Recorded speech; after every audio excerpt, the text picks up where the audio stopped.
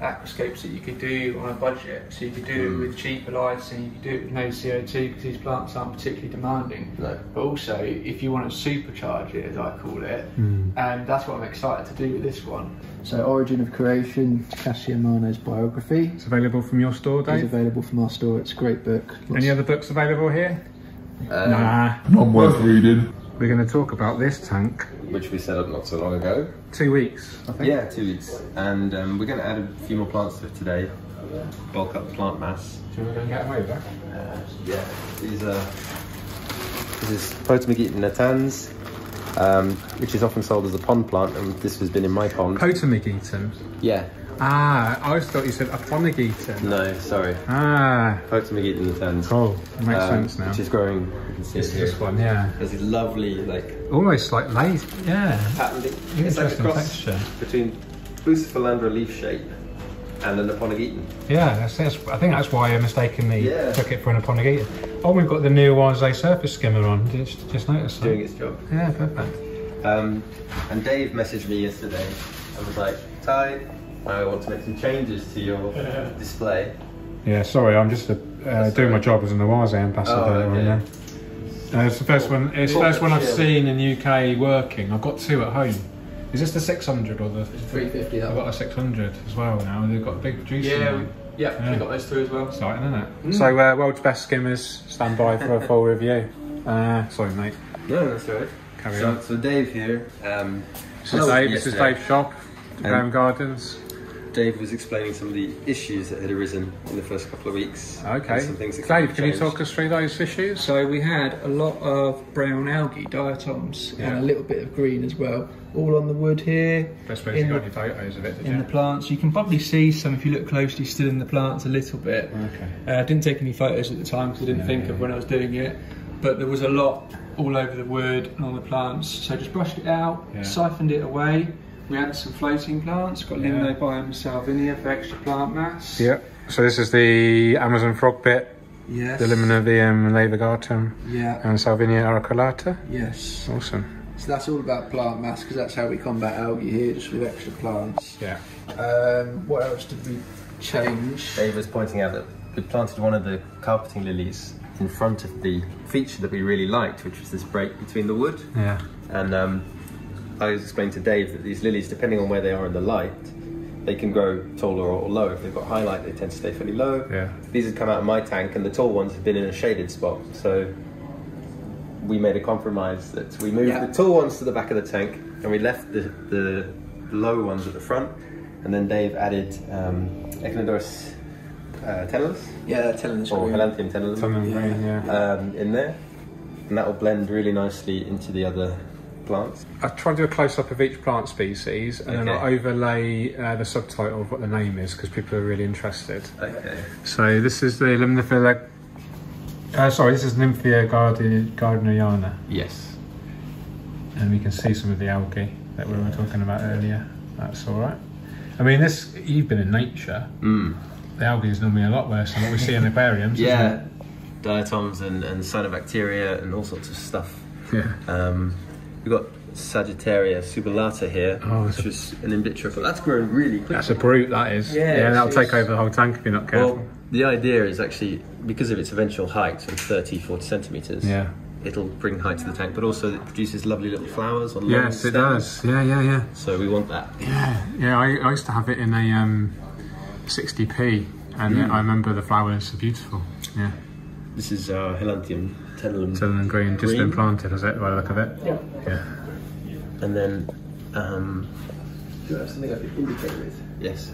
This here is the Potamogeton gayi, which is another plant that's a bit of a brute. Lovely long slender leaves. It grows by runners and then just grows everywhere, grows up, quite dense. Can pale green to olive green leaves, and sometimes gets a sort of reddish on the tips when it gets near the light. And then here you can see these very delicate ones. This is Najas guadalupensis. Oh, the guppy grass. Guppy grass. Yes. Which also grows pretty virulently. Yeah. But it's a really nice filler and quite delicate compared to the broader leaves of the other stuff. Yeah. Really popular in the United States of America. Yeah? Guppy grass. Oh. Yeah, it's really common in shop tanks. They just use it in their shop selling tanks. Well, it grows so quickly. Got this out of the shop tank at Maidenhead Hunting around the corner. They let me have some. I think it's a great example of a plant that's super, because it's so fast at growing, it'll be able to use that ammonia and really great to help water quality. Yeah. Here we've got, you can see this long leaf here. This is Aponogeton longiplumulosus. Oh, it's a funny name, that one. Yeah, Madagascan Aponogeton, and we've planted a few of them in there. And then I think this one a lot of people will recognise. The balansae. Cryptocoryne balansae, which is slower growing, has that lovely reddish stem.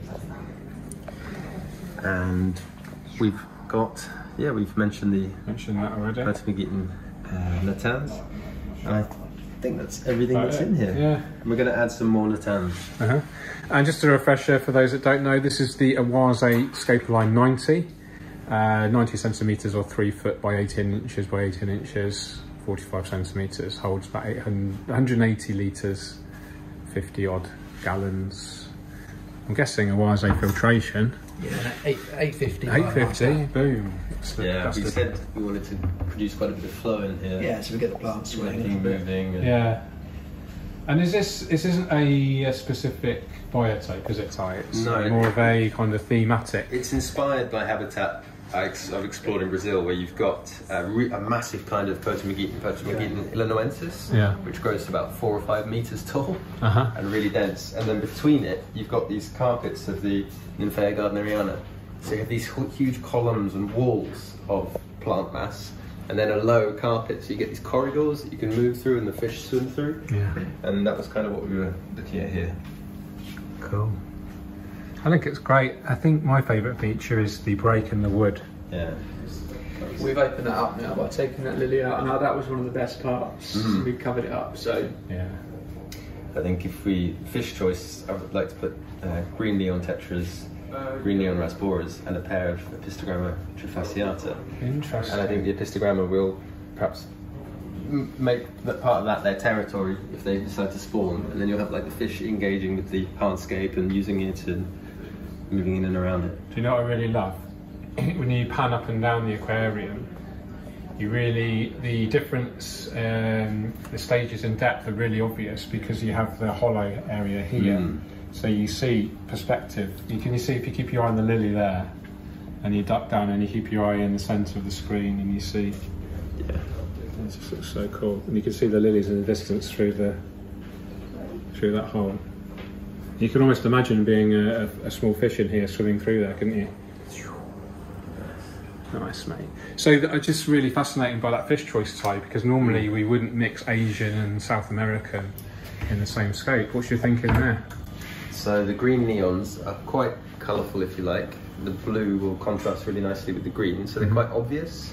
And the other reason I thought about it is in the grander scheme of things, Dave's got cardinals in here, so I thought it'd be quite nice to have the 2 fish nearby.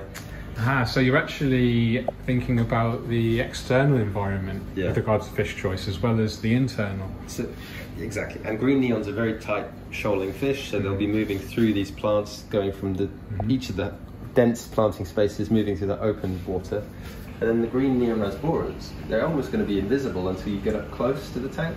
So it's something that you will be rewarded with if you spend time getting close to it and looking in detail. Like a delayed gratification. Exactly. I like those. So that was my thinking on that. And then the Epistogramma to add some character and behaviour at the lower levels. Yeah, awesome.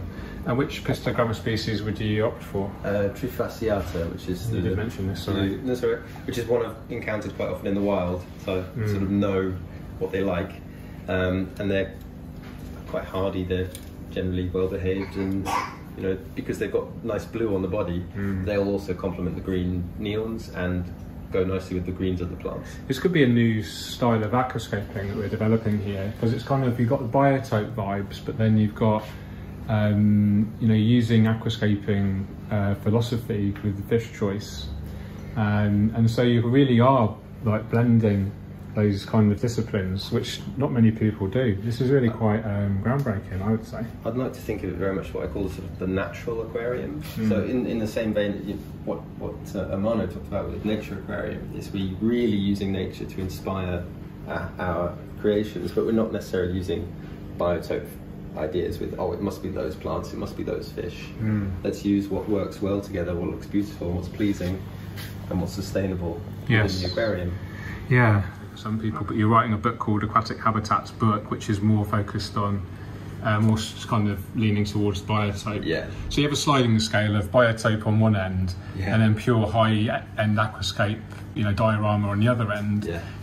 So this is like on that scale, you've got 100% sort of contest level, high-end diorama, beautiful type, and then sliding the scale towards biotope, you kind of go a bit more naturalistic, a bit more diorama-y, and then you go boosh, a bit more not supernatural, but you know what I mean. When Dave and I talked about creating this, and I was saying sort of what I wanted to achieve with it, part of it was I wanted it to be a tank that most people could achieve. So we're not using any particularly challenging plants, and if you didn't use this particular species of plant, you could use something that looked similar and have a similar layout and a similar effect. Yeah. And I think it's achievable for a lot of people, but also something that higher end aquascapers might have a go at. I was just thinking actually, it's one of these types of aquascapes that you could do on a budget. So you could do it with cheaper lighting, you could do it with no CO2 because these plants aren't particularly demanding. No. But also, if you want to supercharge it, as I call it, and that's what I'm excited to do with this one. They've got really high-end lighting, lots of CO2, and really go for lovely, lush, vivid plant growth. I think we see the plants at their full potential. You get them at their full potential, so then that starts to appeal to aquascapers as well. So it's actually saying, right, we're taking a biotope or naturalistic aquarium, and then we're putting it in this tank with this equipment, and we're supercharging it and seeing what it can do. And I think that's going to be really quite special. It's interesting because the Nymphaea gardneriana that I brought you, I was growing them under an ADA light, and they were quite green. Yeah. So these ones are green. And this is a twin starlight, and I brought those lilies to this other display over here, which we built a month, no, 6 weeks ago now, I think. A bit more than that, about 3 months. And here you can see under another twin starlight, the lilies have got the reds and pales.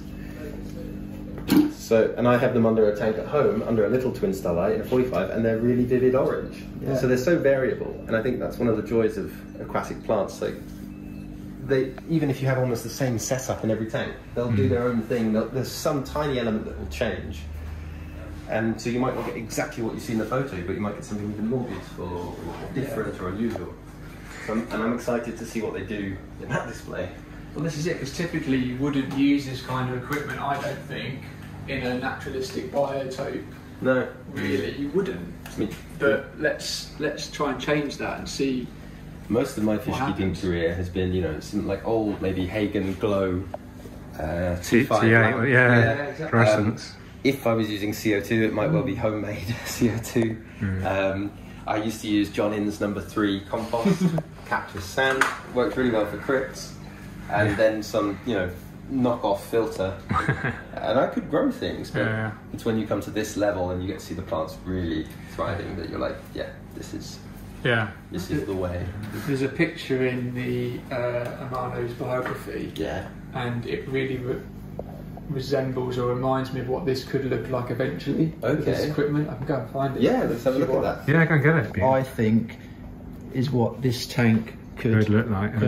And do you know what's funny, Dave? And I think I've shown it to you when we've looked at this display. I've always said, when I'm wealthy and I have a giant oak panelled study full of books built into the wall, because it's such a long-term sustainable display with the planting, you can run it for 10, 15 years. Absolutely. And it will only get better and better. Yeah. And, that is a treat when you've seen a scape that's been allowed to mature for that long, isn't it? Plus this is 350 centimetres. 350 I mean, look at this, it's wild, but it's aquascape. It's still got a coherent theme to it. I talk about coherency a lot in aquascapes, and it's still telling its story. You've got the thing that stands out to me is the vertical textures here. That's the coherent kind of thread that you get running through, and you can pick out that here with the balansae, the tantalum, the Sagittaria.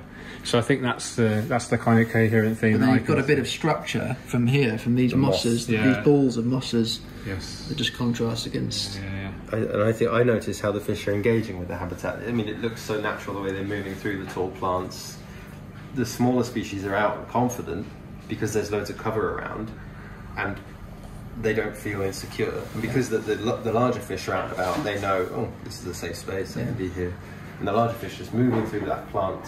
I mean, Amano's clearly thought about all this as you are thinking with the fish with this tank. So I think in his book, the complete works, the caption about this tank talks about long-term displays and planning, which is exactly what you were saying, that you have to think, what is this going to look like in 5 years if I'm running it that long?